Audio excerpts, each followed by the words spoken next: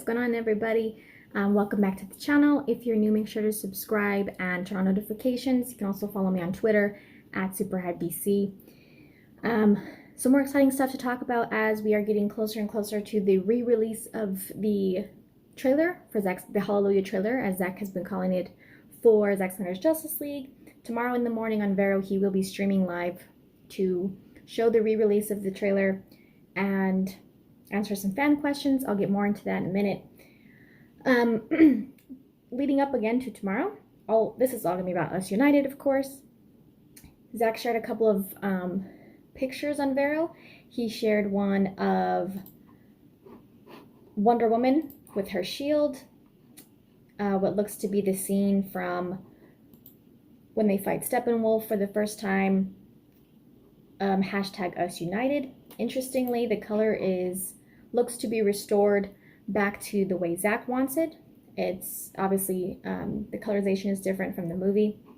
He also shared one of the Flash, that epic scene in the trailer, which we'll see again tomorrow, where looks like the Flash is about to enter the Speed Force and the ground is like being crushed, is just rumbling beneath him and float. It's amazing. With that one, he put an interesting caption. Start thinking about questions. What about this? I mean, what is going on here? I personally think that that is going to be when he time travels in the movie. Just my personal prediction.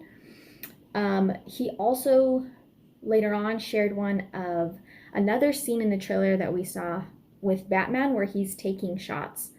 He's kind of deflecting shots from a parademon. This one's super interesting too. This is crazy. We need to talk. Is he referring to the Zack Snyder Justice League, or is he referring to something else with Batman? I don't know. But I think us fans are always up to listen to you talk about stuff, Zack. So we are here to listen to that and up for a discussion. And then Fabian Wagner has also been sharing stuff the past few days. He's the director of photography of Zack Snyder of Justice League, in case you're not familiar. He's been sharing lots of cool images from the set, behind the scenes, and he's shared lots more today. He shared some early costume tests that they did in front of some backgrounds. He shared one of Diana in the tomb where she finds the ancient, I don't know if you'd call it artwork, but where Darkseid is, painted on these walls from the invasion and from the, way thousands of years ago when they invaded. And then he also shared some of when the Justice League is kind of, I guess you could say, coming together for the first time, no pun intended, and they're surrounding the mother box and having this, discussion together, this really important dialogue. So that's some stuff that we got to see today from behind the scenes. And of course, Zack kind of, preparing everyone, turning on our little hype meters. Not that we're already hyped, but, it's going to be super exciting tomorrow. Now, speaking of Zack saying we need to talk, I just right now finished watching his interview with Chris Swenson from Ping Pong Flicks. If you're familiar with his channel, I'm sure most of you are. Shout outs to him for getting an interview, and it's pretty awesome that Zack is continuing to do this with fans. These are not big name media outlets. They're not, these big time magazines and, like I said, big time media outlets. They are YouTubers and real fans. And not that these YouTubers and people are irrelevant. They're very relevant because we're the ones who made this happen, right? But the thing about that I'm saying is he's choosing to talk to fans about this and people who were involved in supporting him, supporting the movement, and not those media outlets who back then wanted to bash and trash the movie and say, oh, it's never going to happen. He needs to get off social media. Fans need to stop this. It's, just get over it. You're never going to see it. There's no such thing. It doesn't exist. All the media people who wanted to do that, but now want to make stories off of, release stories off of what's happening with Zack Snyder Justice League. No, No, he's not talking to those people. He's talking to the fans who have truly loved and appreciated him from the beginning, and who never stopped working or participating in this to make this happen. Especially last year, November 17th, when the release of the Snyder Cut really blew up and, you know, gave us, I think, all a little bit more hope that this could actually happen at some time in the near future. So I want to talk about some of the stuff, important things I took from his interview on there on Ping Pong Flicks channel. And first of all, he did confirm that there will be some added shots in the trailer for tomorrow. So he kind of hinted at that with his interview with Grace Randolph. He said it was going to be slightly changed, but it wasn't completely sure what that meant. You know, I mean, you kind of assume it might be added footage, but it could also, I mean, it could also be other things. So he did say that he added a couple of shots, that he is going to be streaming the black and white version of the trailer. And I mean, if you're familiar with him, you know he prefers the black and white style for his own viewing. And he said in his interview the other day with Dave the Film Junkie that he loves watching, that's what he's been watching it for the past few years. He's been watching it in black and white. And so he will be streaming it in black and white, but later on, when the trailer is re-released, like on YouTube and stuff like that, it will be in color. He's also going to be doing it, as he said before, breaking it down shot by shot, explaining some of like the technicalities behind it, what the shot is, but he also mentioned it's not going to be spoilery.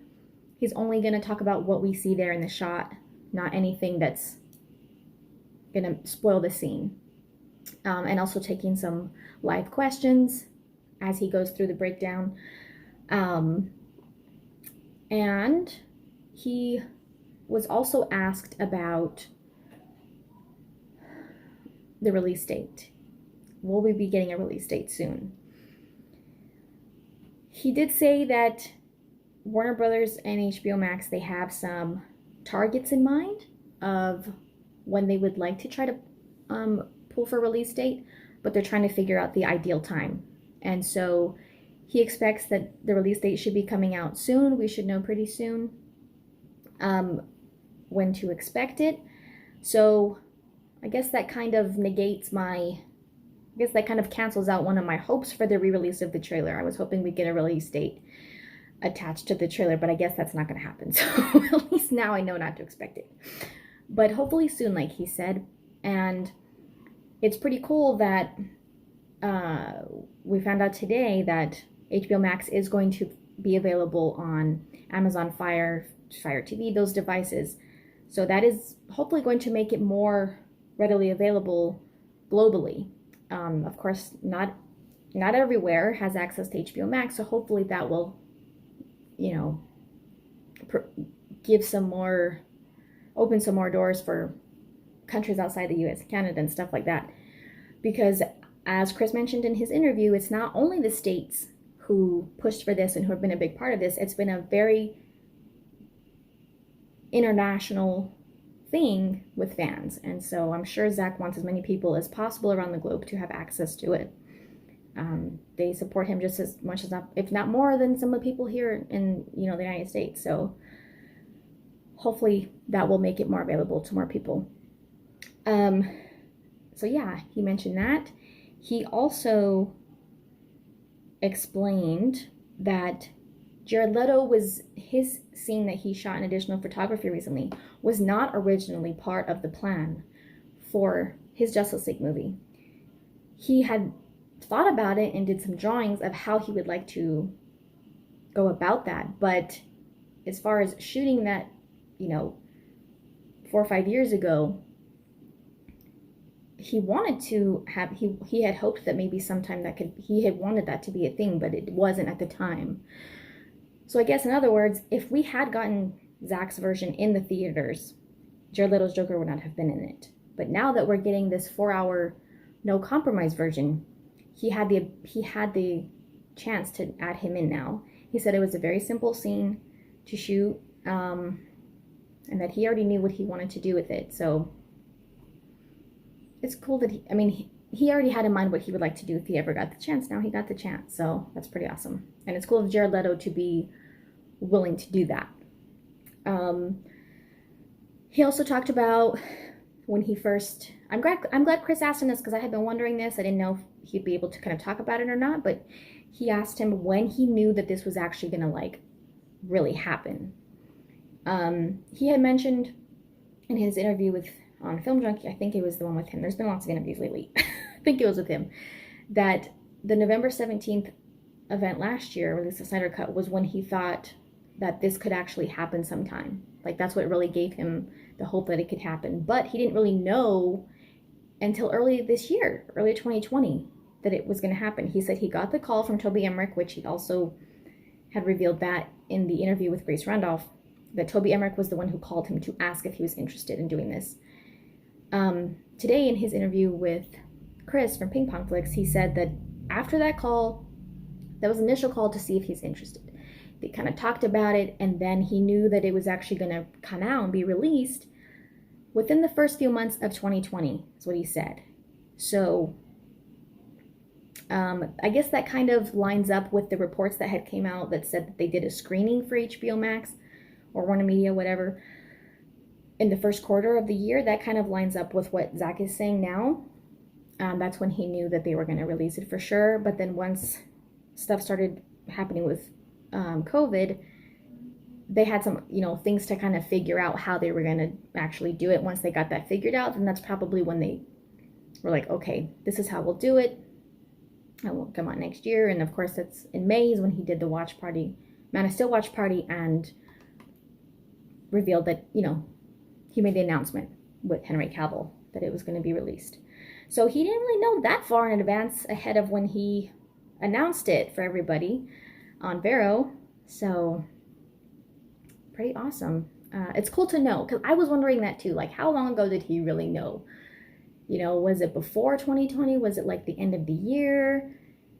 I mean, did he already know when we were doing the release the Snyder Cut thing? So it's interesting. I had thought about it before. Another interesting question Chris asked him was, I mean, a lot of us want to know, is the Snyderverse going to continue beyond Justice League? Is there going to be a part 2, etc.? And people have asked him this. He has said that of course he would be happy if that happened, but today he made more clear that he doesn't have expectations yet. He doesn't want to have expectations that, oh, they're for sure going to ask me to do more. He doesn't want to have, but if it happens, if they do ask him to do more, then he said that'd be amazing. But at the same time, he's content with the fact that, and he's proud of the fact that, the universe that he started with Man of Steel has led to these other characters getting their movies. We have Wonder Woman. We're going to have another one from her at some point when it's able to be released. We have Aquaman. We're going to get The Flash. So we'll see what happens with Superman sometime down the line. But anyway, he said he's very proud of that, universe growing from him planting the seed with Man of Steel. So anyway, to get back to what he was saying is that Chris was kind of asking along the lines of like, how should we expect the movie to end? Did you have to change the ending based on, if it's going to continue or not, or is it going to be the original ending that you intended back when you first shot the movie? So the way he explained that was that the movie we're getting is what he shot in 2016. Okay. However, of course, that's not what we were going to get 100% in the theater, but that's what we're getting now, what he shot. And so the intention has not changed. So the ending for the movie for what he shot back in 2016 is going to remain that way. It's going to stay that way. It didn't change just because we're getting 4 hours now. So that's how he kind of said it without spoiling it. And he said, you kind of just have to wait and see what happens, of course. And he also mentioned that as we get closer and closer to release, he's going to say less. And he's trying to be as cryptic as possible right now. Which sometimes you can tell it's hard for him to do that.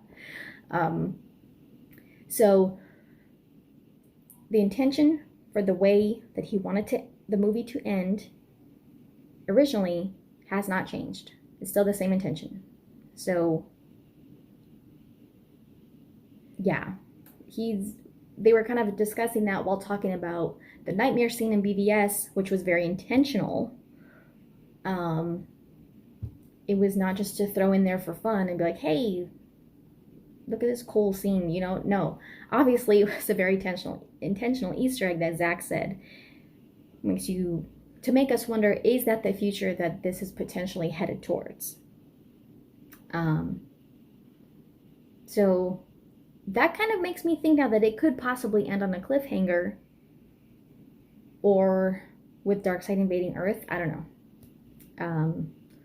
I guess we'll have to see, but with it being 4 hours, there's just so much that we don't know. Like, we do know a lot, but there's so much that we also don't know. So I'm just looking forward to the trailer tomorrow. I want to see what else he adds in there, and what he has to say about things. So looking forward to it, and don't miss it. I want to make a video about it. I don't think I'm going to do like a live thing because I don't know how long the stream is going to be, but I will definitely be showing like my initial reaction to the trailer. So yeah, stay tuned for that. But I will also leave some links in the description for donating to AFSP, and if you want to buy, you know, from Ink to the People, that also goes straight to AFSP. Of course, Zack makes a big deal about this, and it's very important to him. And he's really thankful to the fans for making this happen. That's another thing he mentioned. There's going to be like a dedicated page just for the Snyder family to donate through for AFSP, and so that's pretty awesome that they were able to do that. So yeah, I'll leave some of those links in the description, but keep on the lookout. Exciting day tomorrow. Thanks guys for watching. Don't forget to subscribe and follow me on Twitter, and we'll see you next time.